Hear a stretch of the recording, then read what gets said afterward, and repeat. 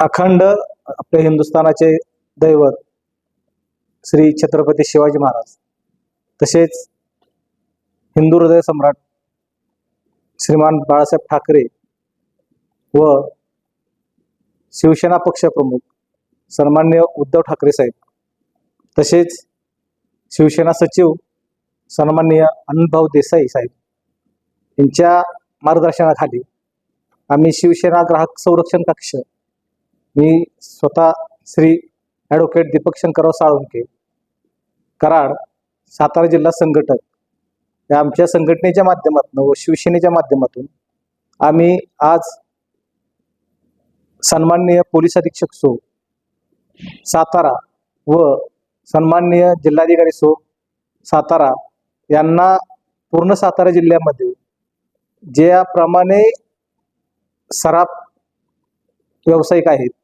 की कोणत्या प्रमाणे लोकांची फसवणूक करतात त्याची वेळोवेळी आम्ही प्रशासनाला निवेदन दिली, लोकांचे तक्रारी अर्ज दिले, परंतु त्या सराफांना सोडून देण्यात आलं.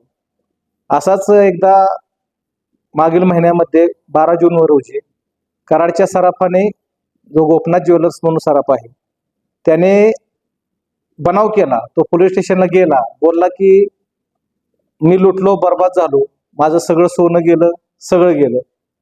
तर त्या ठिकाणचे आमचे कराडचे शहर पोलीस स्टेशनचे जे आहेत PI साहेब दराडे साहेब व DBचे आमचे मखदूम साहेब आहेत, यांच्या टीमने स्वतः गेली, त्या ठिकाणी सगळं परिस्थिती बघितली, सगळे CCTV कॅमेरे बघितले.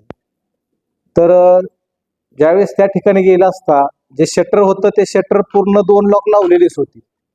ते लॉक उघडली कोणी, तर जो स्वतः होणार आहे त्याने उघडली, चाव्या त्याच्याकडेच. त्यानंतर ज्या काचेच्या जे पूर्ण डोअर होतं ते सुद्धा उघडलं कोणी, सोनारानंच उघडलं.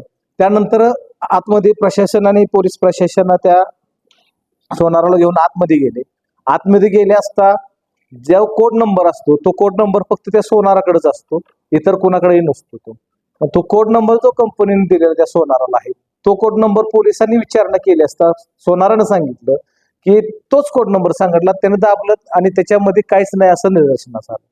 त्यानंतर पोलिसी खाक्या दाखवल्यानंतर त्याने सांगितलं की मी अशा बऱ्याच लोकांचं सोनं मोडलेलं आहे आणि ते मोडलेल्या सोन्याच्या माध्यमातून त्याचा भाऊ व त्याचे वडील यांचं कोळेर या ठिकाणी गोपनाथ ज्वेलर्स म्हणून दुकान आहे, त्या ठिकाणी इकडचे जे ऐवज आहेत ते तिकडे डायव्हर्ट केले जातात. असा हा तिघांचा मोठ्या प्रमाणामध्ये आता ह्या कराडामध्ये मोठ्या प्रमाणात त्यांचं पूर्ण मार्केटला असं नाव खराब आहे आणि सगळ्या लोकांची त्यांनी फसवणूक केलेली आहे. त्याच्यामुळं त्यांच्यावर कारवाई करण्यात यावी. पोलीस प्रशासन त्यांच्यावर कोणतीही कारवाई करत नाही. पोलीस प्रशासनाला ज्यावेळेस हे फसवलं होतं, बनाव केला होता, त्यावेळेस त्यांना 182 खाली त्यांच्यावर गुन्हा दाखल करणं गरजेचं होतं की पोलीस प्रशासनाला फसवलेलं आहे. परंतु पोलीस प्रशासनाने त्याबद्दल कोणताही त्याच्यावर गुन्हा दाखल केला नाही. त्यामुळं तो पुढं अजून फोपावत गेला व त्याने असे भरपूर लोकांचे सोने मोडलेले. आता कसं झालंय, सोने हा ऐवज असा असतो, तो स्त्रियांचा अलंकार असतो. लोकांची काहीतरी अडचण असते म्हणून ते बाबा सोनाकडे ठेवले जाते.